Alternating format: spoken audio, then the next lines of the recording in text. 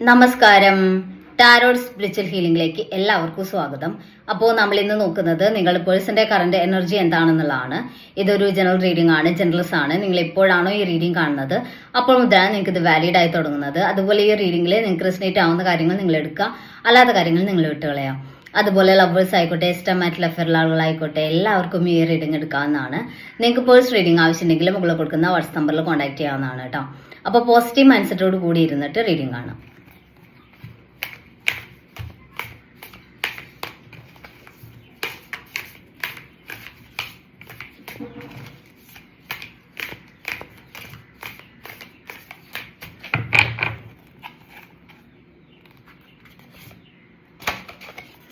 Page of cups എനർജിയാണ്. ഇവിടെ ഈ റിലേഷനിൽ ഇടയ്ക്കിടയ്ക്ക് പ്രശ്നങ്ങൾ ഉണ്ടാവുന്നുണ്ടെങ്കിൽ, അല്ലെങ്കിൽ ഇടയ്ക്കിടയ്ക്ക് ഒരു ഇഷ്യൂസ് ക്രിയേറ്റഡ് ആവുന്നുണ്ടെങ്കിൽ അതിന്റെ റീസൺ നിങ്ങളെ പേഴ്സൺ ഈ റിലേഷനെ മെച്ചുവേർഡ് ആയിട്ട് ഡീൽ ചെയ്യുന്നില്ല എന്നുള്ളതാണ്.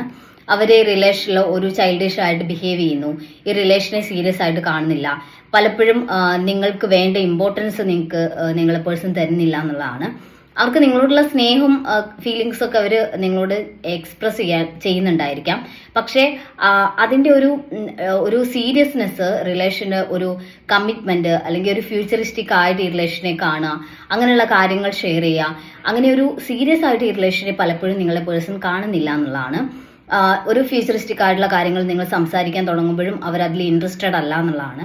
അപ്പൊ അങ്ങനെ ഒരു ചൈൽഡിഷ് ആയിട്ട് ഒരു മെച്ചുവേർഡ് അല്ലാത്ത ഒരു ബിഹേവിയർ ആണ് നിങ്ങളുടെ പേഴ്സന്റെ ഭാഗത്തുനിന്ന് ഈ റിലേഷന്റെ കാര്യത്തിൽ ഉണ്ടാവുന്നത് എന്നുള്ളതാണ് ഇവിടെ കാണിക്കുന്നത് കേട്ടോ. ദ ചാരിയറ്റ് എനർജിയാണ്. ഇവിടെ നിങ്ങൾ കൺഫ്യൂസ്ഡ് ആണ്. ഈ പേഴ്സൺ കറക്റ്റ് ആയിട്ടുള്ള പാത്തിലൂടെ ആണോ പോകുന്നത്, അവർക്ക് ഈ റിലേഷൻ വേണം എന്നുള്ള ആഗ്രഹം ഉണ്ടോ, അവർ ഈ റിലേഷനിൽ ഇൻട്രസ്റ്റഡ് ആണോ എന്നുള്ള കാര്യത്തിൽ നിങ്ങൾക്ക് ഡൗട്ട് ഉള്ളതായിട്ട് കാണുന്നുണ്ട്. ഇവിടെ ഈ റിലേഷൻ മുന്നോട്ട് കൊണ്ടുപോകുന്ന ഒരു എനർജി തന്നെയാണ് കാണിക്കുന്നതെന്നുണ്ടെങ്കിലും അവരെന്താണ് അവരുടെ ഇന്റൻഷൻ എന്നുള്ളത് സത്യത്തിൽ നിങ്ങൾക്ക് മനസ്സിലാവുന്നില്ല.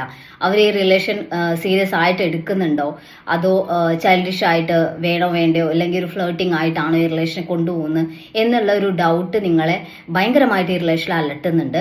അതിന്റെ ബേസിസിൽ നിങ്ങൾ തമ്മിൽ ഇടയ്ക്കിടയ്ക്കൊക്കെ ഇഷ്യൂസ് ഉണ്ടാവുന്നതായിട്ടും കാണുന്നുണ്ട്. എയ്റ്റ് ഓഫ് പെന്റിക്കിൾസ് എനർജിയാണ്. നിങ്ങളാണെങ്കിൽ എല്ലാ കാര്യങ്ങളും പ്ലാൻ ചെയ്ത് എല്ലാ കാര്യങ്ങൾക്കും ഒരു ലക്ഷ്യബോധത്തോടു കൂടി കാര്യങ്ങൾ ചെയ്യുന്ന ഒരാളാണ്. എല്ലാത്തിനും ഒരു പ്ലാനിങ് ഉണ്ടാവുന്ന ഒരാളാണ്, അല്ലെങ്കിൽ പ്ലാൻ ചെയ്യുന്ന ഒരു പേഴ്സൺ ആണ്.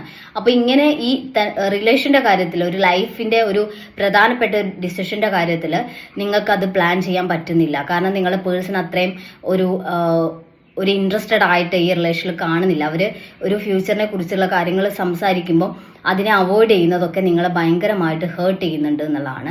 നിങ്ങൾക്ക് ഈ റിലേഷനിൽ ഒരു ക്ലാരിറ്റി കിട്ടാത്ത പോലെ നിങ്ങൾക്ക് ഫീൽ ചെയ്യുന്നുണ്ട്. നിങ്ങളെ അത് ഭയങ്കരമായിട്ട് ഹോണ്ട് ചെയ്യുകയും നിങ്ങളത് ഒരുപാട് വേദനിപ്പിക്കുകയും ചെയ്യുന്നു എന്നുള്ളതാണ് കാണിക്കുന്നത്.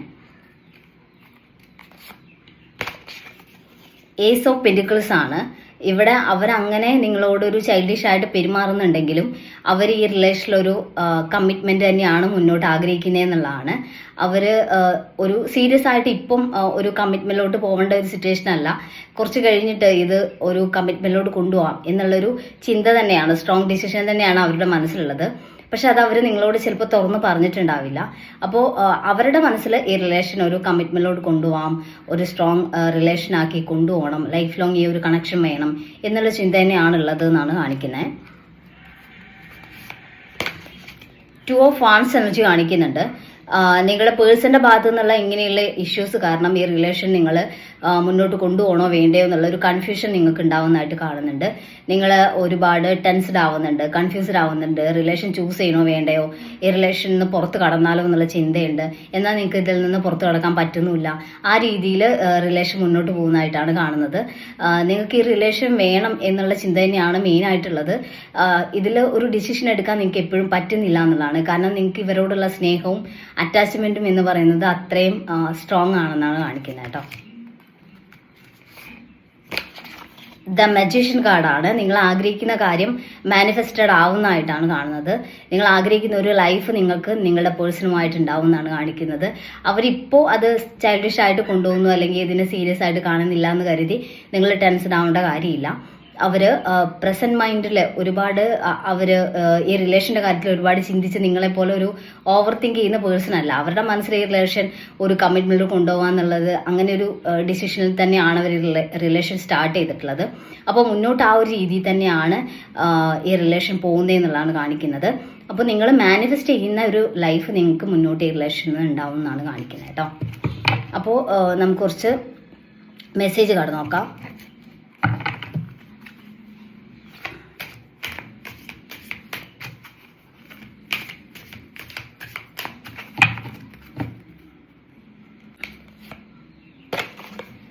സബോട്ടേജ് എന്നാണ് കാണിക്കുന്നത്. അതായത് നിങ്ങൾക്ക് ഈ റിലേഷനിൽ നിങ്ങളിലെ നന്മകളൊക്കെ നഷ്ടപ്പെടുന്നു എന്നുള്ളൊരു തോന്നൽ വരുന്നതായിട്ട് കാണുന്നുണ്ട്. കാരണം നിങ്ങളുടെ ഒരു ചിന്ത എന്ന് പറയുമ്പം റിലേഷനെ കുറിച്ചായാലും ലൈഫിനെ കുറിച്ചായാലും ഒന്ന് പ്ലാൻ ചെയ്ത് മുന്നോട്ട് പോകാം എന്നുള്ളതാണ്. പക്ഷെ ഒരു ക്ലാരിറ്റി കിട്ടാത്തത് കൊണ്ട് തന്നെ നിങ്ങൾ ആകെ ടെൻസ്ഡ് ആണ് എന്നുള്ളതാണ് കേട്ടോ മെയിൻ ആയിട്ടുള്ള പ്രശ്നം.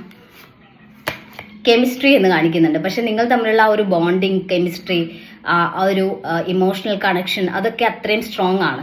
അപ്പോൾ അതുകൊണ്ട് തന്നെ നിങ്ങൾ എത്ര അല്ലെങ്കിൽ ഡ്രെയിൻഡ് ആയാലും, നിങ്ങൾ എത്ര വിഷമിക്കുന്നുണ്ടെങ്കിലും നിങ്ങൾക്ക് ഈ റിലേഷനിൽ നിന്ന് വിട്ടുപോകാൻ പറ്റുന്നില്ല എന്നുള്ളതാണ് കാണിക്കുന്നത്. ഗോസിപ്പ് എന്ന് കാണിക്കുന്നുണ്ട്.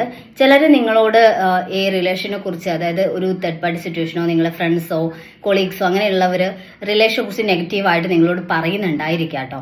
അതായത് ഈ പേഴ്സൺ അങ്ങനെയാണ് ഇങ്ങനെയാണ്, ചൈൽഡിഷ് ആയിട്ട് അവർ ബിഹേവ് ചെയ്യുന്നതിനെ കുറിച്ചുള്ള ഡൗട്ട് കൂടുതൽ ഊട്ടി ഉറപ്പിക്കുന്ന രീതിയിൽ ഈ പേഴ്സൺ ഫേക്ക് ആണ്, ഫ്ലേർട്ടിംഗ് ആണ് എന്നുള്ള രീതിയിലൊക്കെ ചിലപ്പോൾ ഗോസിപ്പുകളൊക്കെ പറയുന്നുണ്ടായിരിക്കാം. പക്ഷെ നിങ്ങൾ അങ്ങനെയുള്ള നെഗറ്റീവ് കാര്യങ്ങളിലോട്ട് വീണു പോകരുത് എന്നുള്ളതാണ് കാണിക്കുന്നത്. അപ്പോൾ നമുക്ക് മെസ്സേജ് കാർഡ് നോക്കാം ഏഞ്ചൽസിൻ്റെ.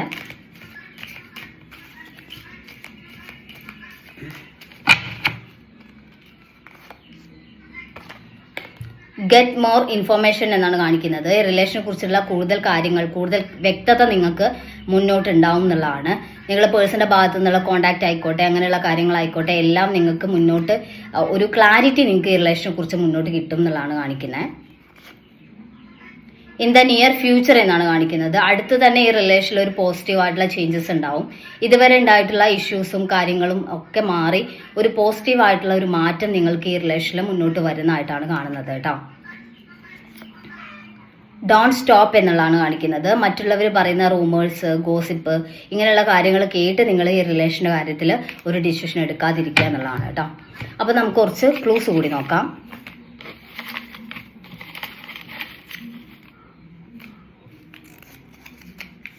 1991 നവംബർ,